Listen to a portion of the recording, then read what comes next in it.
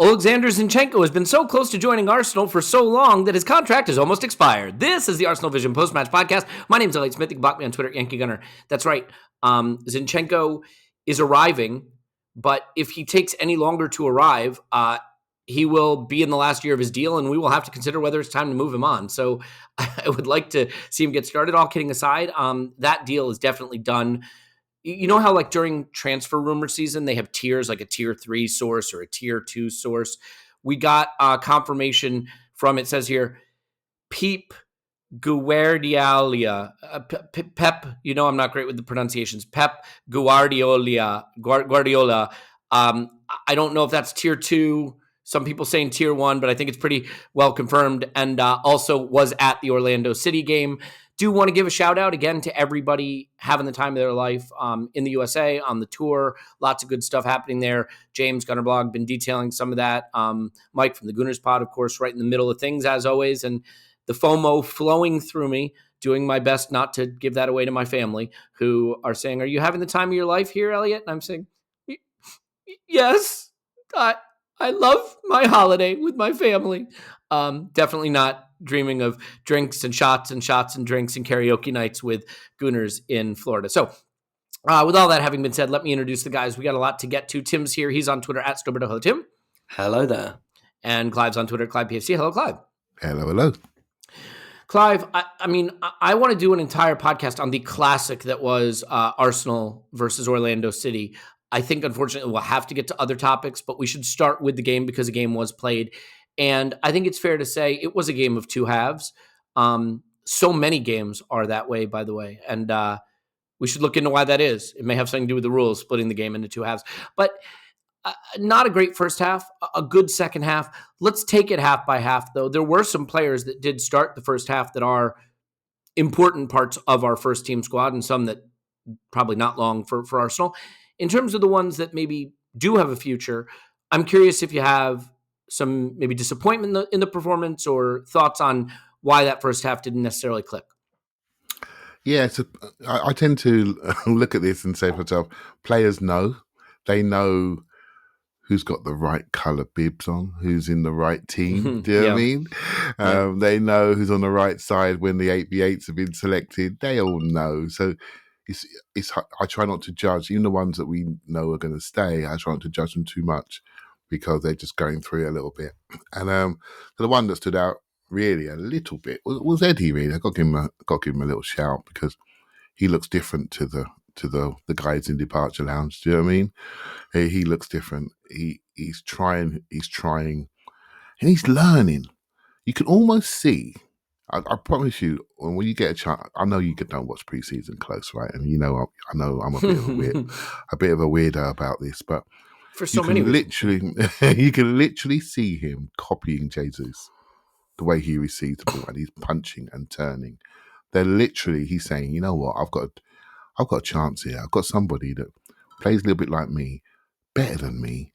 I can learn from him, and I'm going to try to do it at the levels he's trying to do it at. And I spotted it in the first game. Everyone else did. His levels went up, and it goes up as soon as he comes on, right? So, very clever boy, right? He's forging a little role for himself, maybe late in games, ending games. We all know what's coming next season regarding 5 subs and how we need to have a system to recover from conceding the first goal. How many times last year did we concede the first goal and only came back once? Right? Well, can I tell you something? Mm-hmm. If we start with the back line we started against Orlando City, it's going to be more than once. Yeah, we're going to be doing it a lot. I'm trying not to talk about a centre back partnership and the chasm that was between them, and so yeah, I'm trying to stay with the positives, right? So and another positive, just briefly, was probably Sambi Lokonga, who just looks pretty comfortable. You know, he looks comfortable. Remember them sort of schoolboy shots he was taking last season? They were all the right shots to take, and they just like back passes, but they were the right shots, right technique, and didn't have the power and conviction. Well, he took one in this game, and it had power and conviction. So that's what's so wonderful about young players. They get better. They get better. And so I can see that developing, and he definitely looked like an 8 midfielder rather than a 6 midfielder. And so that was that was a promising one. So they're the two for me on the promising side that I will leave the listener with, but they both look quite good. Can I just add to that? Just on the Nketiah point, there was a really good compilation put together on Twitter by Adam Keys, Adam Keys _ about Nketiah, just about, and it's just loads and loads of clips from the Everton game of him kind of receiving with his back to goal, spinning, turning, distributing the ball. Really, really, one of those like quite nerdy compilations that probably gets me excited. Like nothing in the 6-yard box in there, no shots or anything, but just him getting turned, using his body. And we already know something I think he developed last season was taking players on.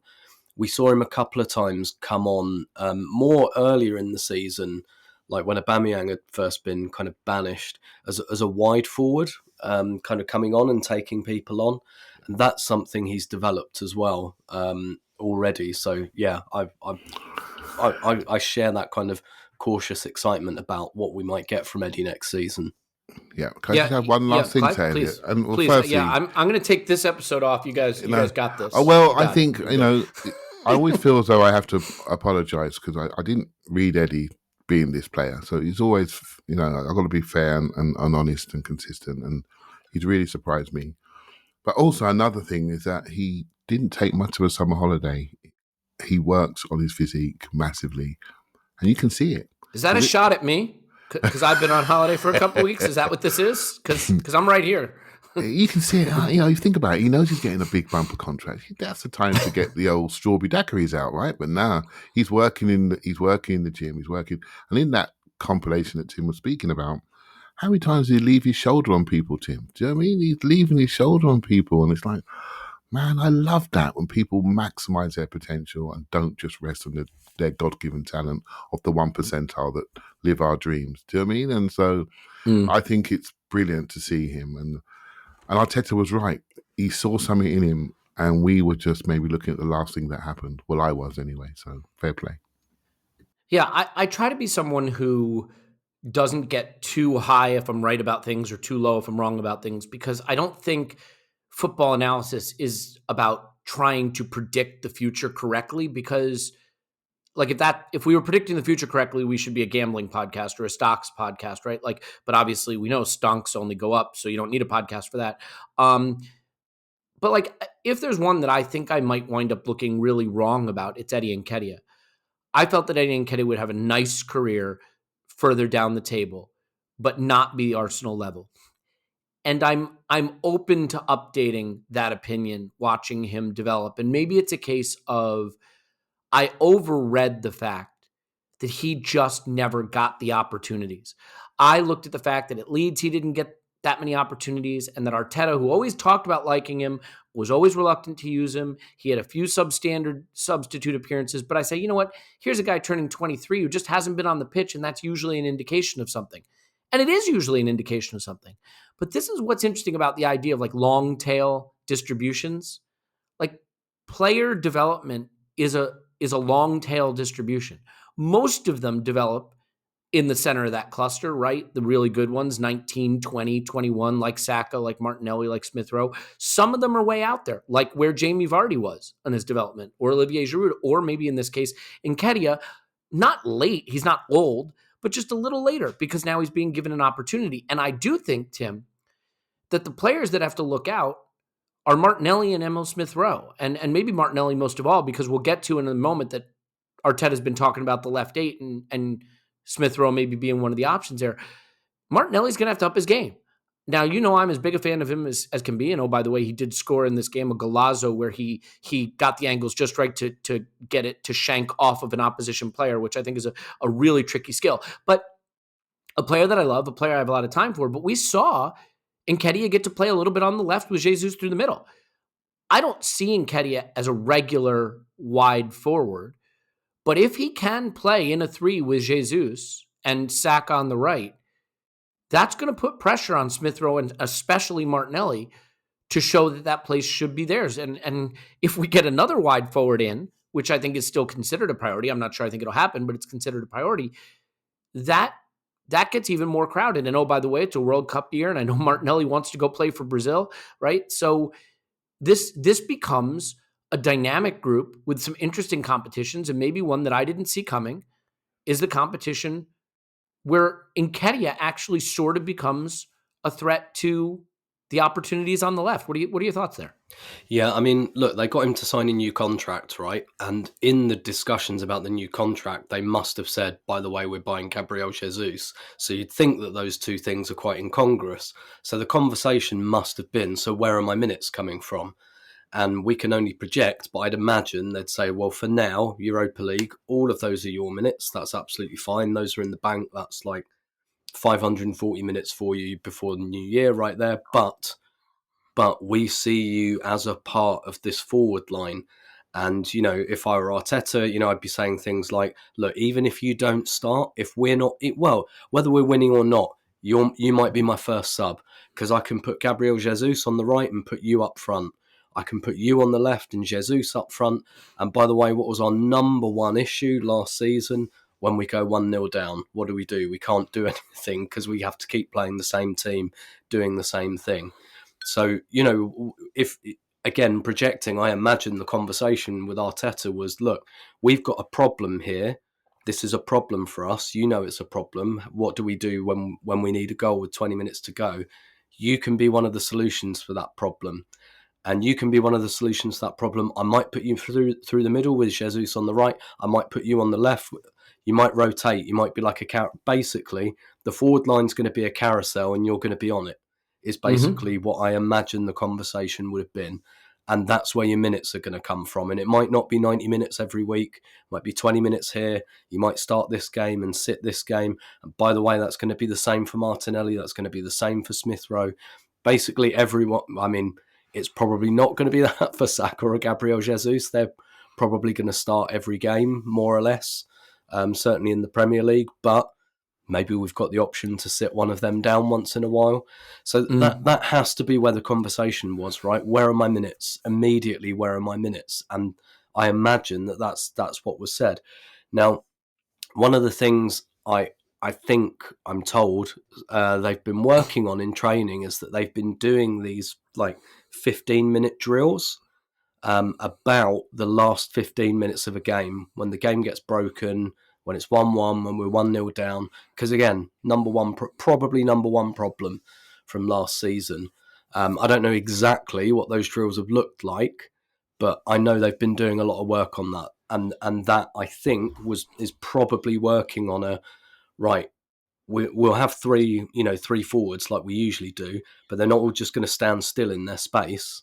They're gonna rotate, or I want the possibility to play you here and you here. Martinelli can play both sides. So, but I think you're right. Martinelli knows he will have to raise his game. He knows that anyway. He's been in a shootout with Smith Rowe anyway for that left-sided position, and I think one of the aspects in which he came along last season, actually it's quite a weird season for Martinelli in that I think he really improved in the technical aspects, because that was where he was perhaps a bit loose before on the ball and things like that. Actually, I think he became a lot more secure. His decision making in terms of when to take a player on and go on the outside, and when, to go, all right, I'm not going to beat this guy here. Let's keep the ball moving. But actually, his end product numbers weren't that good last season. And when you think of Martinelli, you think of it the other way around. You think maybe a little bit loose technically, but will score goals. But actually, he didn't score that many last season. So we can see where the improvements need to be made. I think he knows that. The little bits, though, I've seen from pre-season, I've actually been quite impressed with Martinelli. And I think he is someone who will really benefit from playing with Gabriel Jesus. Because not just because they're both Brazilians and they'll have barbecue or whatever at Edu's house, but that'll be part of it. Don't get me wrong. That's significant, by the way. I'm sure that was in the contract talks. Like, how many barbecues? But just having someone else in the area who's moving, when you've got a player like Martinelli, to spark with a player like that, I think will be huge. And again, one of the things, when Gabriel Jesus was a mainstay as the number 9 for Brazil, his biggest role was to facilitate for Neymar, that dribbly left-sided player who goes in the box, either cuts inside and shoots, or goes on the outside and gets to the byline.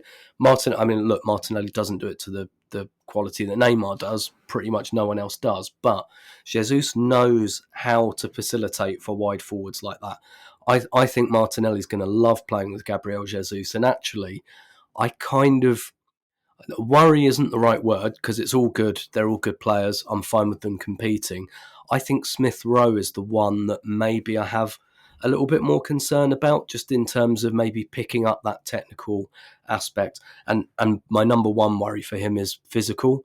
He's, again, like, he played. We talked about it, didn't we? He played on June the 13th for the under-21s. He's come back first friendly and he's gone again because he's got muscle tightness, and that's going to be a concern for me.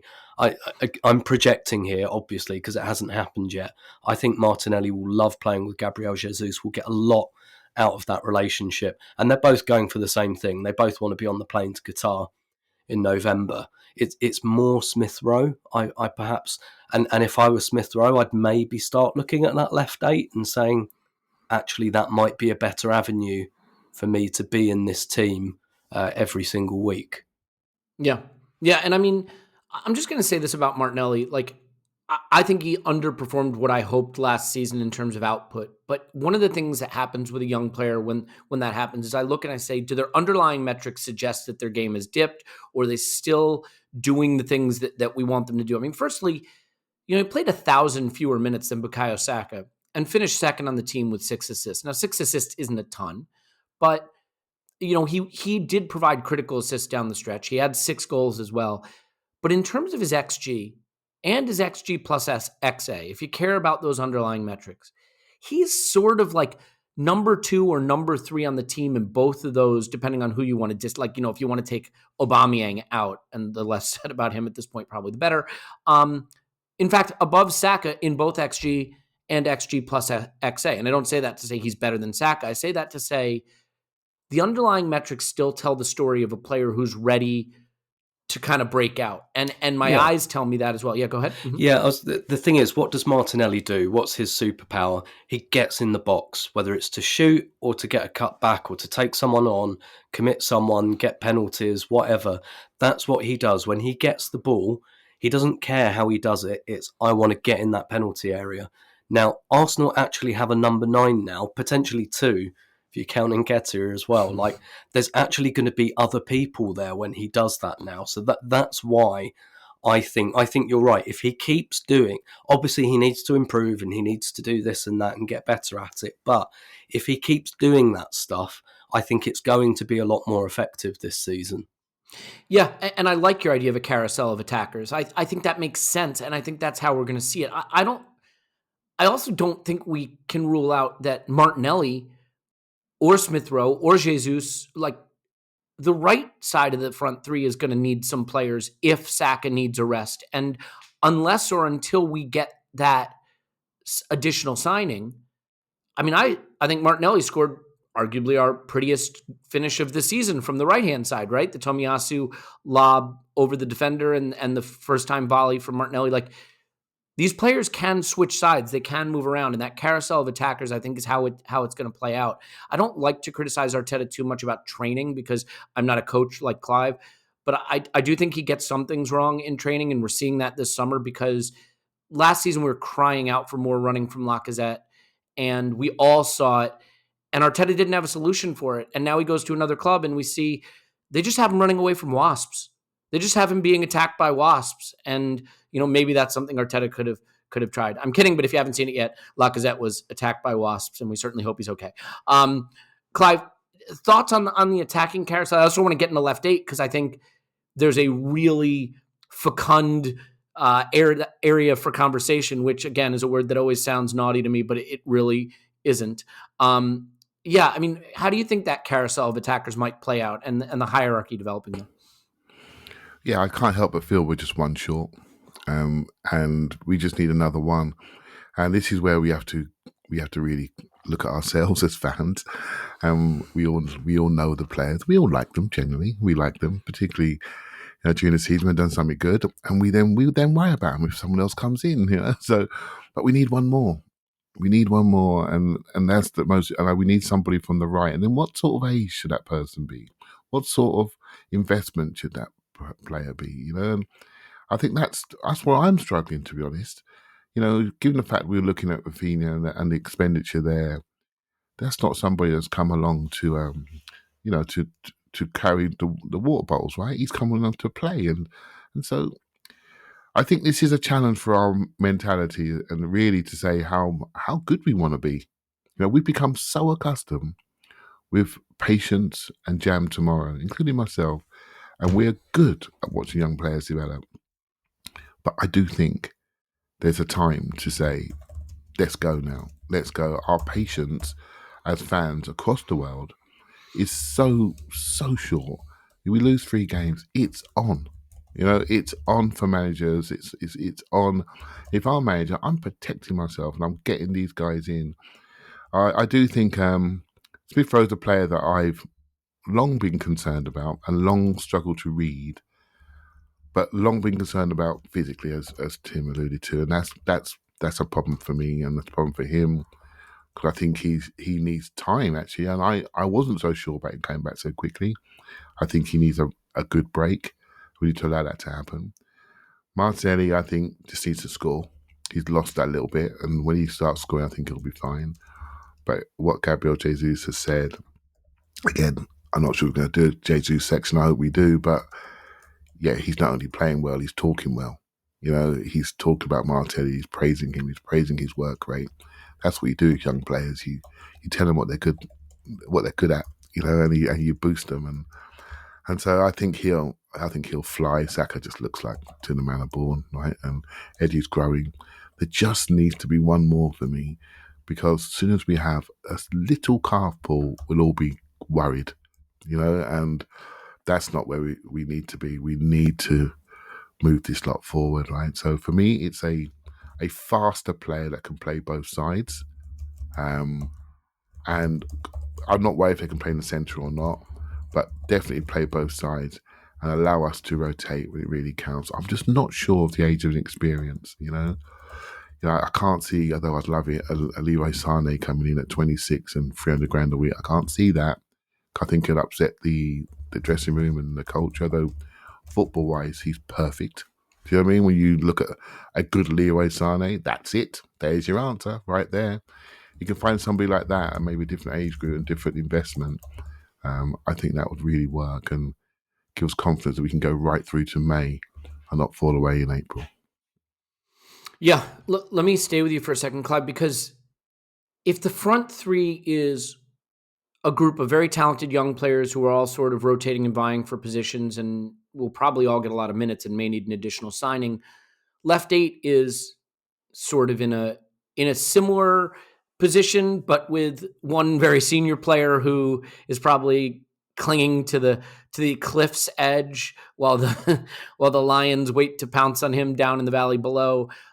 You've got Granit Xhaka, very experienced, very reliable in many ways, playing a position that maybe isn't exactly tailored to him. And then the young bucks like Emil Smith-Rowe and Fabio Vieira and now Albert Sambi Lokonga all looking at that position. Smith-Rowe not fit, Vieira not fit. Sambi Lokonga gets a chance to play there. I think he looks pretty impressive there. And the comments about Sambi are interesting because I remember when we signed Granit Xhaka, Arsene Wenger said he's a box-to-box midfielder who can impact the game in both boxes. And 2 weeks later, he said he's a deep-lying playmaker who plays the intermediate value passes. And it's like he watched him run a little bit in training, and he's like, nah, we didn't buy exactly what I thought we were buying, but we'll find a way. I'm wondering if that happened with Sambi a bit, because everybody said he's coming in to be Partey's heir.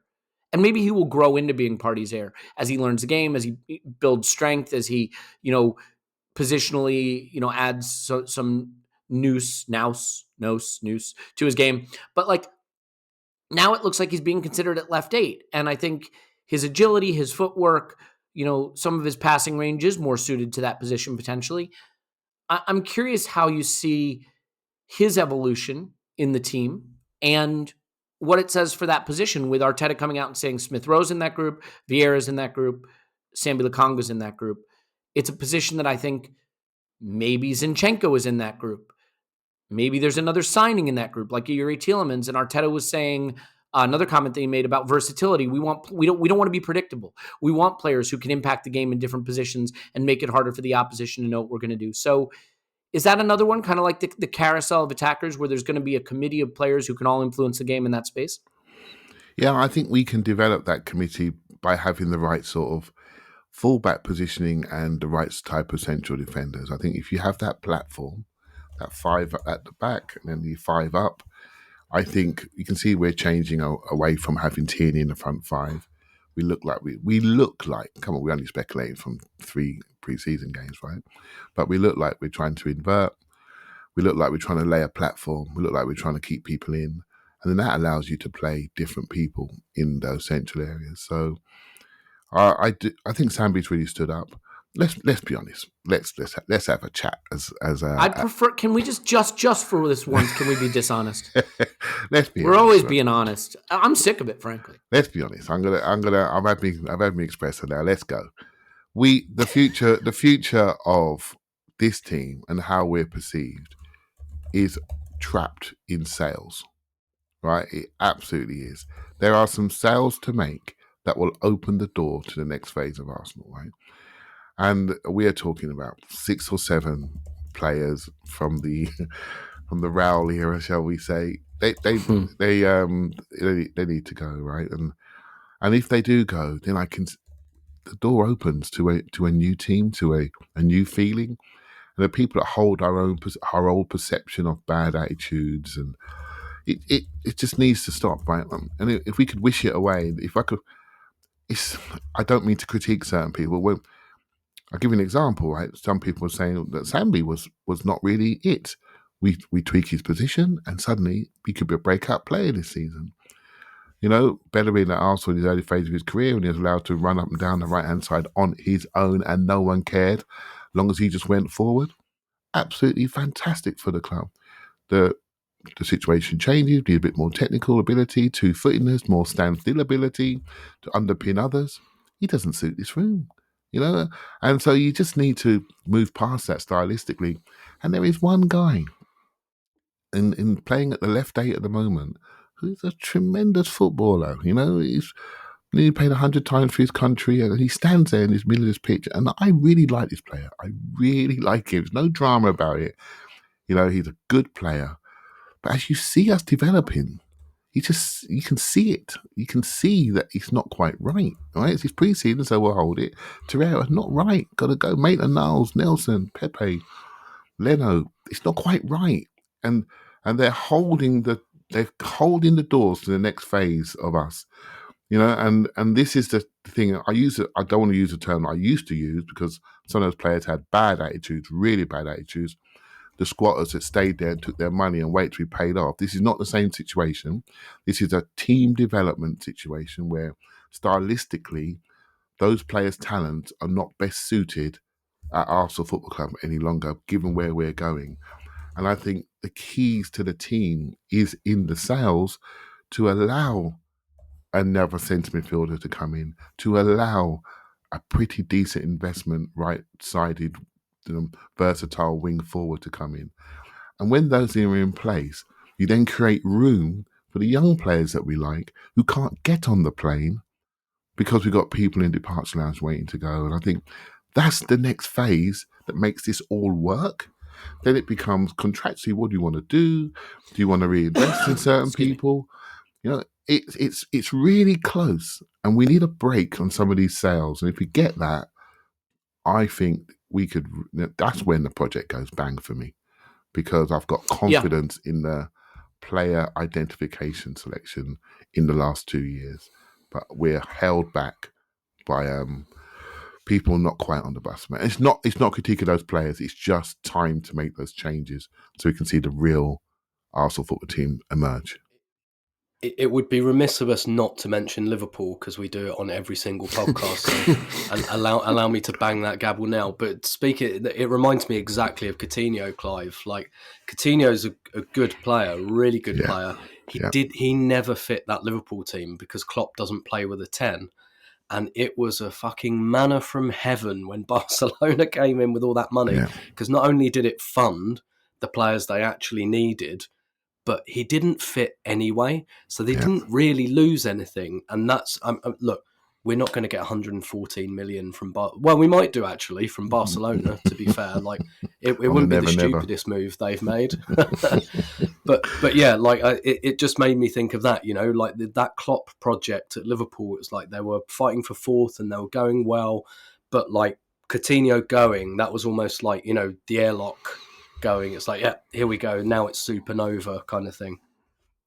Yeah. I think that's all well said. Look, you can have a good player, but there's something to be said for selling a player out from under a coach to force him to use other assets in a position or find another solution. I think that like players can become like security blankets. And sometimes when the going gets tough or when you feel the pressure, you know, in your mind, it's preseason. You're like, Fabio Vieira is looking good. I'm going to use him as left 8. Or Sambi Lokonga's really impressed me there. Or Smith Rowe is the future there. And then it's Friday night and you're playing Palace and the noise is building in the ground and the nerves are building and you're like, Granit, you're left 8 tonight. You know what I mean? And it's not because he's bad, by the way. This is not an anti-Granit thing. This is that security blanket of that 30-year-old stalwart player that you just know you're going to get a 7 out of 10 from him. You're not going to get a 4 out of 10. And that can be great to have. But for the project to go bang, as Clive says, we need someone who can get into that position and give us a 9 or 10 out of 10 in the vein of how an Odegaard does it. Now, Odegaard can drop some 4 out of 10s, by the way. Odegaard has games where he goes missing. But I think all of us would agree that without Odegaard, we're not as good a team. Without Odegaard's capabilities of unlocking our attack. And having that on the left is critical. And I do think that while Granit Xhaka has been a very good servant to the club in many ways, we are starting to reach the point where not having that security blanket, not having the crutch of the 7 out of 10 really comfortable player that you can rely on to put in a good, solid professional performance and being forced to let one of these tyros try their hand at the position could just take us up a level. You know, and I know that's scary because the other possibility is that none of those young tyros wind up being ready. And that's the risk you take. Clive, you want to jump in there quickly? Only to say I don't think people will catch it. There was a 15-minute interview on ESPN that James Ollie did with Xhaka. With Xhaka. Mm-hmm. And it's tremendous, right? So it's a good one. And just listen to him.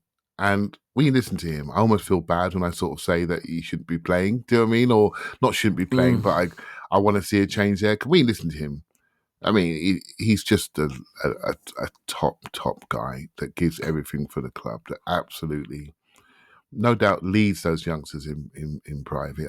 I did hear something about the Arsenal WhatsApp channel and how the certain elder statesmen hold those young players together and support them and make sure they're in bed on time and do all the things that, you know, senior pros should do. And there was another side to this game. We see the Saturday and they're there together as a young family, really, every single day. And in any family, there are people that lead the way and there are people that follow and there are people that have super talents, etc. There's another side to this that make a dressing room click.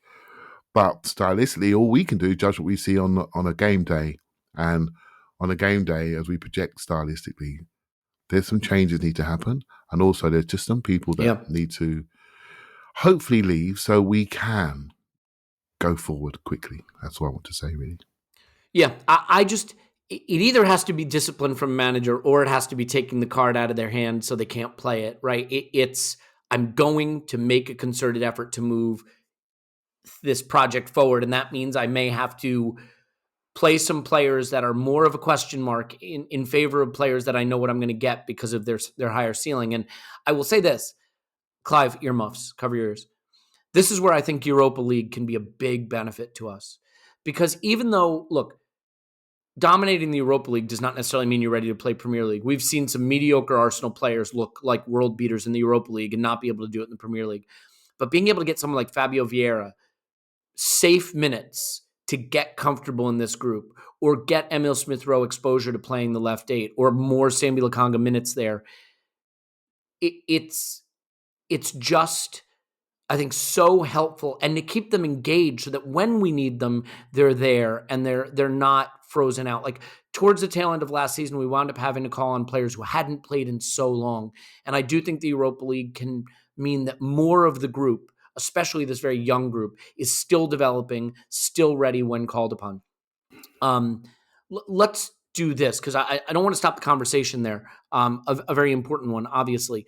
But I think given that we are talking about the talent at left 8, the talent up front, where we're going to find the solutions, we should at least mention that one place you can find solutions is Indeed, especially when it comes to your business, because Indeed is the one hiring partner where you can attract, interview, and hire all in one place. Instead of spending hours on multiple job sites searching for candidates with the right skills, Indeed's a powerful hiring partner that can help you do it all. Find great talent faster through time-saving tools like Indeed Instant Match, assessments, and virtual interviews. I got to talk about virtual interviews here. This is the one that I think is sort of capturing my imagination a little bit, because I think what's really neat, when I was younger, if you wanted to work for a company or a company wanted you to work for them, you had to live within, a 30-minute drive of each other, an hour train commute, whatever it is. Now you can live anywhere in the world.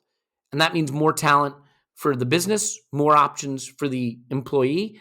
But then the interview needs to be possible. And with virtual interview, Indeed saves you time. You can message, schedule, and interview top talent seamlessly all in one place. There's no need to install anything. Indeed's virtual interviews work from a browser, so there's no technology load that has to be done to make this work. And after using Indeed's virtual interviews, most employers said it saved them days of hiring time. And remember, Indeed is still that place where it's the only place, I should say, where you only pay for applications that meet your must-have requirements. So sign up for Indeed now and get a $75 credit towards your first sponsored job, plus earn up to $500 in extra sponsored job credits with Indeed's virtual interviews. Visit Indeed.com/Blue Wire to learn more. Claim your credits at Indeed.com/Blue Wire. Indeed.com/Blue Wire. Terms and conditions apply. Need to hire? You need Indeed. And we talk about making your business better. We sometimes talk about making your privates better. But let's just talk about making you better. And that's because this podcast is sponsored by BetterHelp. I have sponsors that I have fun with. We have sponsors that we really like and use. And then there are ones that I think are actually impactful and important, and this is one of them. It is a company dedicated to making you more healthy in a way that is not talked about enough. Your mental health, your mental well-being. How you take care of your body, that's obvious. Maybe you exercise, maybe you eat right, maybe you go to the doctor. How we take care of our mind, our emotions, less clear and less focused on. And it's a shame that isn't just a part of the way we talk every day. And I have done therapy. I have profited from therapy. I think there are people in real serious need of help. And BetterHelp is online therapy that can help you get it without having to worry about, I think, any of the stigmatizing that's gone on around this for way too long. But it can also be something that you use just because you feel that you can be more effective. You can be healthier emotionally in a relationship, in a job situation, just in life to feel more directed, less lost. You can find an expert in a field that you need. You can connect with someone within 48 hours. You can do it on video or not on video. So you can find the most comfortable way to do it. There are a lot of places where there's just no therapy available conveniently or affordably for the type of expertise you need, and BetterHelp provides all of that. So do it now. Our listeners get 10% of their first month at BetterHelp.com/vision. That's BetterHelp.com/vision. And I should probably make sure that is the slash, and it is. So I got it right. My one professional job at the moment. Do it now. BetterHelp, BetterHelp.com/vision. Clive, is that enough of that? Indeed. Okay.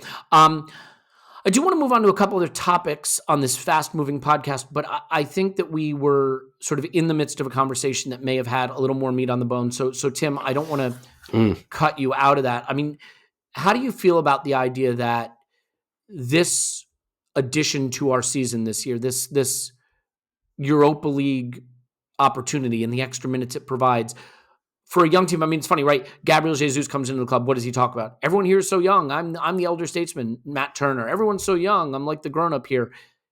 Like when they come from other clubs, they notice it. It's a young group. Yeah. They need to be playing. And the Europa League is not only going to help them play, but maybe help Arteta see the solutions more clearly.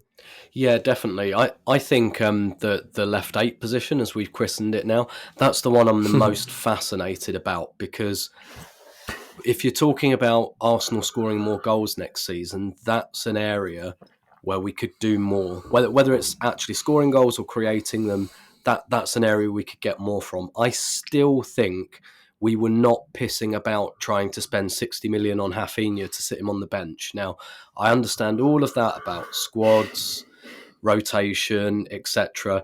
I just don't believe that Arsenal try to spend in this instance £60 million on a player who's going to rotate. To me, he must have been a planned starter, and that must have meant that Xhaka was going to move somewhere else. And I still just have, I know we've only seen it a few times, but I still have this hunch that Arteta's looking at that left eight. Fabio Vieira, that signing came out of nowhere, right? And it's kind of one, I wrote about this yesterday. Like Fabio Vieira is like the most Wenger signing that Arteta's ever done, in terms of buying like a young creative player who can kind of play 8, can play 10, can play wide, and no one really thought we needed him, but like it's a very Wenger signing. It's just like, 21-year-old creative player. I'll take that. I'll work out what to do with them afterwards. Better than another centre back, Tim. I'm just thrilled to see it. But I like that though, because to me, that signing isn't about a position per se. It's about we need to get more technical. We need to get more creative. Let's buy this guy, and he can play a number of roles, and I'll kind of work it out afterwards. And that's the bit that the Europa League will be really good for. I'll work it out afterwards. So you've got him, Sambi Lokonga. I really like the idea of him as that left 8 as well, because he's different. I don't think he's going to score a ton of goals. I don't think he's going to produce a lot of assists, but he carries. And that's something that no one else in our midfield really does. And that's just a different way of doing it, a different way of breaking the game open. But the thing I'm most fascinated about this left 8 thing, and I've been thinking about this since the Zinchenko signing, is for me, I have a hunch that the left back and the left 8 are going to be interdependent positions in Arteta's mind. So I wonder if you'll see something develop where I think Xhaka Tierney is a good partnership, right? Because Tierney bombs on, Xhaka will go and sit in that space. Xhaka can control that space, technically sound there, all good. Tierney can't really do that technical bit in that left defensive half space, but it doesn't matter because Xhaka's there. He'll sit, Tierney will bomb on. I think there's another world where you play Zinchenko at left back. Zinchenko can do all that small space technical stuff in that area. So you don't need Xhaka, I don't think, if you've got Zinchenko at left back. So you can put someone else there. You can put Lokonga there. You can put Vieira there, Smith Rowe, whoever. So I think there's another world where we say Zinchenko is our technically secure player in the left defensive half space. Let's play someone else at left 8 who can like go and create some threat in the penalty area. But if we're playing Tierney, he's going to bomb on and he's going to create that threat. So we need Xhaka to sit here. So that's something I'm going to keep my eye on, whether the left back and the left 8, whether they come as a package. Yeah, and like we can start to turn the ship a little bit here, but you don't need to be a genius to see that in possession, we're probably going to start to see that 2-3-5 kind of shape that City are known for. And if that's the shape, that 3 is Zinchenko, Partey, Tomiyasu, right? Those sort of interior fullbacks playing in that deepest midfield line, shielding the back, helping facilitate and progress the ball into the final third, helping keep the ball in the final third. And then that group of 5, it's the carousel of attackers, it's Odegaard, and it's a carousel of left 8s. And if Zinchenko's playing in that line of 3, you're back to it being Xhaka or Vieira or Smith Rowe or Sambi Lokonga. So we'll just have to see how that shakes out. There's definitely a lot of options, and Arteta did talk about versatility. So I don't think he's looking at a solution, so to speak. I don't think he's at the solution stage yet where it's like Thomas Partey, we know where he plays. Odegaard, we know where he plays, right? There's certain players, Tomiyasu. I don't think he's anywhere near that level with the left 8 position yet. Clive, if you'd like, are there details to pick out of the second half against Orlando City? I mean, obviously the team popped a lot more first team attackers. It looked a lot more like the Arsenal that we've been seeing in preseason that we expect to see. The level of opposition, not the highest, but we should point out the Neverton team we beat 2-0, got absolutely thumped by Minnesota United 4-0. So Frank Lampard trying to be the first coach to get sacked based on preseason results. And I wish him all the best with that. So, thoughts on the second half, and if it clarifies any of the stuff we've been talking about? Yeah, so obviously Jesus comes on and everyone puts on their Sunday best and starts running around straight away, and he's just he's just fantastic. I mean, I don't want to go too heavy, right? But anyone who watches him, there's loads of comps out there. Just watch him. His intensity and carrying is really, really good. His ability to chop around the corner is excellent. Then possibilities open up. He can carry himself. He can knock it off, get it back. He can shoot both feet. He just ran around one somebody in the box, and I thought they were stuck in the ground. Seriously, it was really, really good. So he came in and looked immediately good. Gabriel Magalhaes. Oh, sorry, Gabriel at the back. He's got that left zone sorted out completely. And when he comes on, it just feels very, very comfortable. Ben White was far more aggressive and in his positioning and on the right hand slot. That was good. Xhaka comes on. He's just jogging through preseason. When the good players come on, it just looks good. But the one player that really stood out to me was Odegaard, really, and he's the man, and he's so much the man that I can see why I bought Vieira, because there are days when he goes missing, and when he goes missing, the team goes missing, and I think he needs competition, because there's nobody close to be able to do what he does for us. I mean, he just runs the whole game, and I think Jesus already is moving off of his moves around the box, and he likes to have a slashing striker to move and pass to. So new partnerships developing all the time. In our projections, which we all have, and we try to predict the future, the one player we haven't really seen yet is Vieira, and I wonder what he's going to look like. I think that may sort a few things in our minds, because on tape he looks great, and his numbers look great. Agreed. On the left 8 side of things, we haven't mentioned him, but I've just got to really in Tielemans, and I think what he could offer from a shooting, a crossing, a decision-making player that receives it on the half turn, that's a bit more box to box and can add something defensively as well. Got the personality to run games, receive the ball, really switch play, but both feet, early pass. He doesn't waste time moving it onto the other foot. It's just there. I'm going to play it. And this form of just oil in the engine. There's a kludge with Arsenal at the moment, and when you see the players that are kludged in the ground, we're doing well and moving the ball. A straight ball goes down over our centre backs, and again, no critique to him, because if he was playing a team that suited him, he wouldn't be that high. But Pablo Mari's running back, with diving boots on, and you just know that, hold on, straight ball over top, and we're in trouble. That can't happen, it can't happen. And it doesn't happen when Gabriel's there.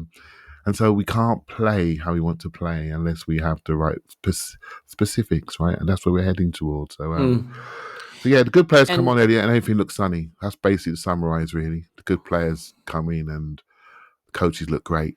We just need more of the good players and we'll be absolutely fine. It's also just a reminder, I can't help it, right? I think we want to see the best in every player who pulls on the shirt. Every player who gets signed is going to be the greatest player ever, because, hope springs eternal. And I think some people want to lean into that more than other people. But all in all, every one of us, when they pull on the shirt, we want them to be the best player in the world. But when you see a Pablo Mari and then you see a Saliba or a Gabriel or a Ben White, there's just no replacing talent.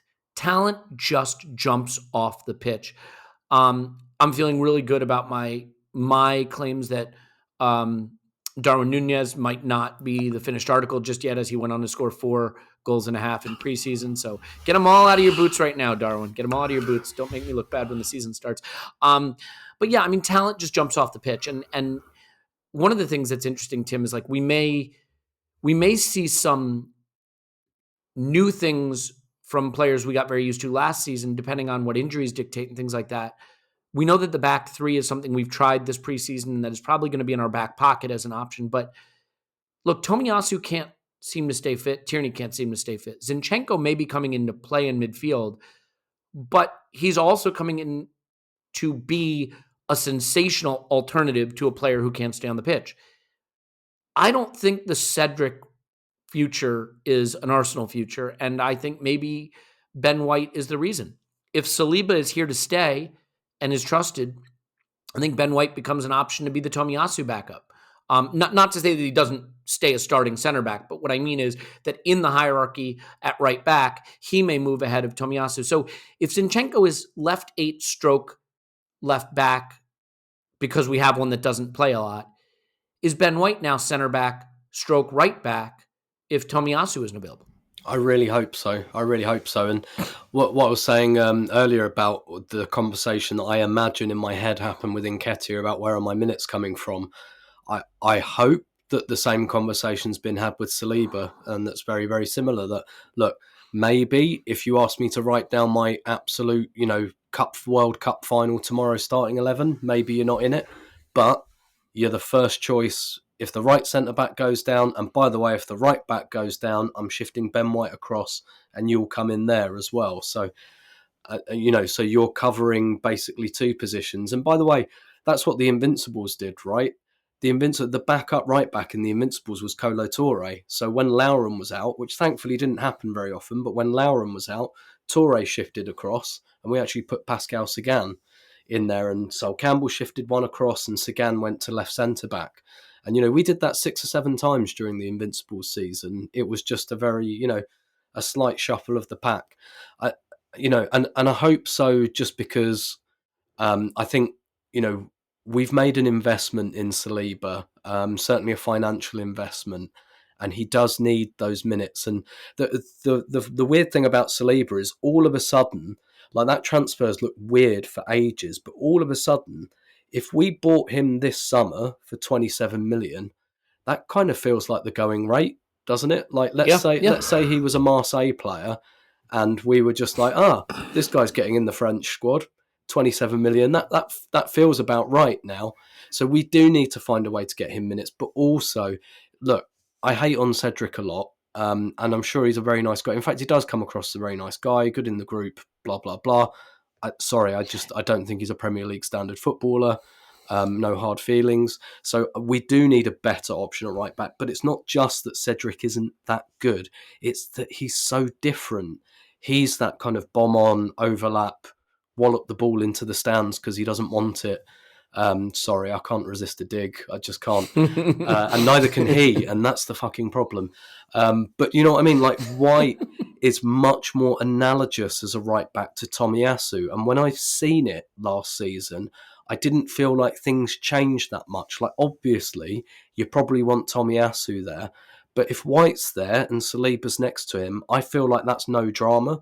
Whereas when Cedric's there, I think, A, not very good, B, completely different style of player, and it just upsets too much in the rhythm of the team. So I really, really hope, and I hope on, I think, look, Tomiyasu's probably not going to be able to start at Selhurst Park, is he? Like, that's probably not going to happen, and we need to be thinking about that game now. Crazy. And so really we've got to be thinking about, okay, almost certainly if things stay as they are, fitness-wise, Ben White, right back, first game of the season, they're going to be bringing Zaha. I do not want to see Zaha and Cedric again. I've seen that once before and know what that looks like. It's not pretty. And look, Zaha, he could murder Ben White as well. He can murder pretty much anyone, but he'll definitely murder Cedric, and it will be very, very unpleasant. So, like, I really hope we've got that. I'm sure we have, like, got that game in mind. But I'm with you, Elliot. Longer term, I want Ben White to be that backup right back. Cedric can play in the Europa League, because I don't really want Ben White playing those Europa League group stage minutes because we need him. So Cedric can play in the Europa League, can get his minutes there, and whatever, and I think it kind of matters a bit less. Just a note of caution on the Europa League, though. We do talk a lot about just playing the reserve. Like, it is a slightly tougher competition at the group stage now because of the creation of the Conference League. So the Dundalks and the Moldes, they aren't really in it anymore. So the group stage will be slightly tougher than it has been. Look, we should still be able to get through it with the players that we have. But yeah, well, I'm with you 100%. I want Ben White, first choice backup right back, and Saliba to come in, and for Cedric not to play Premier League minutes, really. I'm okay with that. I mean, I think Cedric has a role in the team, and like, it's an important role. Photobombing the celebrations. Exactly. Appearing in every single picture and video that exists in Arsenal at any level. I mean, he's even like the star of the All or Nothing trailer by getting into a fight with Lacazette. Like, so, I mean, it really is incredible. The guy is just everywhere. And he's a good-looking boy. You know, you can't blame him for mugging for the cameras. To be fair, so is Pablo Mari. The man looks brilliant in the away shirt. And by the way, I know Arsenal did sell 42 million away shirts the day they launched it. So that should sort out whatever we need for the signing. I do have to admit, I did put some cash in Papa Stan's pocket the morning that came out. I have one arriving at my home prior to my arrival back at my home. Clive, thoughts on that at right back, and then we'll start to finish up here. But yeah, I mean, that is a position that it's unfortunate we have to discuss it because Tomiyasu, an absolute revelation, but it looks like we've got a fullback curse at the moment in terms of fitness. Yeah, it just seems to be soft tissue stuff, right? It was strange, wasn't he? Because he played every minute of every game, then got hurt, brought back too soon, and then he hasn't really recovered, really. And when we were watching him, we all feel a little bit edgy, didn't we? We worry about him, you know. He's not looked right. So let's just hope they just take their time with him. And I was just laughing when Tim said, "I know Zaha will murder Cedric." I just made me smile. And what Ben White won't do, he won't allow Zaha to turn around. And that's the key thing. He'll be all over him. And I just think let's talk a little bit more about the future of that position, really. And we have got two young players in Brooke Norton-Cuffy and Rule Walters. And one of the things that stood out to me in this preseason, as I watched all the training videos and pictures, Rule Walters stood next to El Neni, and he's about 2 inches taller than him. And he's 17 years of age, and he's developing physically massively, you know, and he's doing that at 17 and doing what he's doing. That's big stuff, right? So, yeah, watch this space on him. You know, he could be a potential Europa League. And I do think Europa League is very important this season because we have, I didn't think it was last week. I thought we were short as a squad in quality. Yeah, and to make that jump, good point. We needed less games. We needed training time. We need to implement what we have. Now we know how we're going to play. We have a squad developing with young players that now need this time. New set of young players. We've got Saliba in now. We need this. We need these games. And if you listen to the players talk in their interviews in the US, and they've been asked about their targets, and they all mention top 4 in Europa League. And so the target's been set. We want to win the trophy and we want to get in top 4. And so I think the Europa League is massively important this year. And, you know, our European record is poor. It's very poor as a club of our size and stature. And it'd be great to fix that. I would love that. Top 4 and Europa League, that would be a brilliant season. Brilliant season. Oh, yeah. I mean, no argument here. So, look, I mean, the preseason, as crazy as it sounds, is going to be winding down not too long. Like that first game against Palace is coming. And some of these things have to be sorted out. And like the thing that I think Ben White gives us with Saliba back now is the ability to not have to worry, like we've got to rush Tomiyasu back because we're playing a guy at right back that doesn't fit how we want to play or the qualities we want. Sometimes I think when you don't trust a backup, you lose yourself. We saw seasons wrecked the last 2 seasons by losing key starters and not really trusting the backups. And so what did we do? We moved Xhaka to left back, right? Or we moved players to the opposite side. You know, look who we had going up against Son against Spurs in that awful derby. Like having the ability to say, no, Ben White's going to be right back, and having the ability to put players you really trust and rely on in those positions, I think it means that you don't have to make those kind of compromises. And that's great to see. Tim, one thing that's starting just before the season starts is All or Nothing. It's coming out. I mean, if some people just want to see it as rampant commercialization and tawdry and, you know, they're not interested in it, I cannot tell you you're wrong. Personally, I think it looks fun. I mean, the more I can see about what happens at Arsenal that isn't on the pitch, that, you know, the closer I'll feel to the club. And I get that it's edited and I get that it's narrative driven. And sometimes the way audio and video is chopped up in these shows, you're not even really seeing anything authentic, but I don't know, even just based on the trailer, I'm kind of excited for it. I'm just curious if there's anything in the trailer other than Arteta keeping his child on their toes, saving a shot from near the grill. I know Andrew Arsblog picked up on the type of grill that Arteta was using. That was important to him. The fight between Lacazette and Cedric. Anything from the trailer that you picked up on as being important, or anything that you think about this? Are you excited for it? Yeah, my first thought is, why were people splitting up Cedric and Lacazette? Fight to the death. Let them duke it out. By all means, they should have been running around with like £10 notes, kind of taking bets on who was going to win that one. No, so I've always felt the same about this. Like obviously you're going to have to take it with a pinch of salt, etc., hyper real, edited, etc. Yeah. I've always been of the opinion it just looks like good fun, and even if it is sanitized or edited or whatever, it's still a window. Okay, it might be obscured a little bit or whatever, but it's a window that wasn't there before. So even seeing stuff like Arteta in the dressing room and things like that, like that's surely that's going to be fascinating, particularly if you're an Arsenal fan. I watched the Spurs one. I didn't watch the Man City one. I'm sorry, I just don't have any interest in Manchester City. That's not an interesting, we beat another team 5-0. Brilliant. Don't give a shit. Not interested whatsoever. But I watched the Spurs one because maybe a little bit of Schadenfreude, but also, Spurs under Mourinho, like that felt a bit more combustible, a bit more fun. It's not an all or nothing series, but the Sunderland documentary that was on Netflix, I thought that was great, really great. Yeah. It's a bit more fun when things are a bit. And last season was a really, really interesting season for Arsenal. Really interesting season. I think last season much more interesting than the 2 years that we finished 8th. Like, I don't think those documentaries would have been that interesting. It would have just been like, yeah, I don't want about 70% of these players and I'm just waiting for them to get out the door. Whereas last season, it felt like the real kicker, the real kickstart for the project. And obviously you've got the Aubameyang stuff. Even the insight into that is going to be interesting. And the trailer obviously hints at that. And we at least see, I think, Arteta telling the team about it. I love the way they've cut that. Where he says we've decided he's no longer our captain, and the next thing is Lacazette going, wow. Yeah, Lacazette. Which obviously is not. That's not a real reaction. No, that was Lacazette looking at Uber Eats, I think. Come on, guys. Keep it together. And but I'm of the opinion, Elliot, that it's going to be great fun. I'm not like going to consider it, wow, this is going to be the 100%, clear window into everything that happens, but it's going to be fun. And look, Arsenal are doing it for a reason, right? And it's about brand building and all of that. And actually, I think last season's probably quite good for that.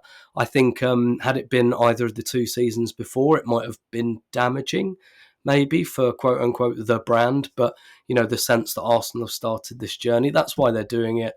And I suspect it will be quite successful in that respect as well. And I hope that it helps to like rebuild our image a little bit as well. I mean, I'm going to watch something on TV other than football.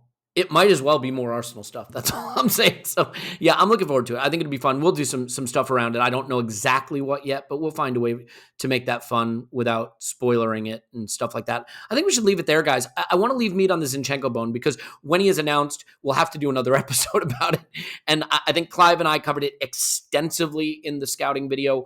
I would just say that I'm very, very, very excited for the player to arrive. I think there is an interesting conversation to be had about the totality of the player, strengths and weaknesses, but I'm very, very excited for the player to arrive. And it is obviously done. We're just waiting for the announcement, which will probably happen the minute I hit publish on this episode. Tim's on Twitter at Stubro. Thanks, Tim. My pleasure as always. Clive's on Twitter at ClivePFC. Thanks, Clive. Thank you very much. Yep, my name's Elliot Smith. You can block me on Twitter at Yankee Gunner. Over on the Patreon side, there was an instant reaction to the Orlando City game that goes into more depth on that if you want that. Lots of good times being had there, and I'm so happy for everyone who's getting to do that. So once again, we do love you. Thank you for being here, putting up with our unique summer schedule, but it's all going to be getting back to normal pretty soon. So the nerves are building, the excitement is building, and we will see how the rest of the window goes. We love you, and we will talk to you after Arsenal 10 transfer window now.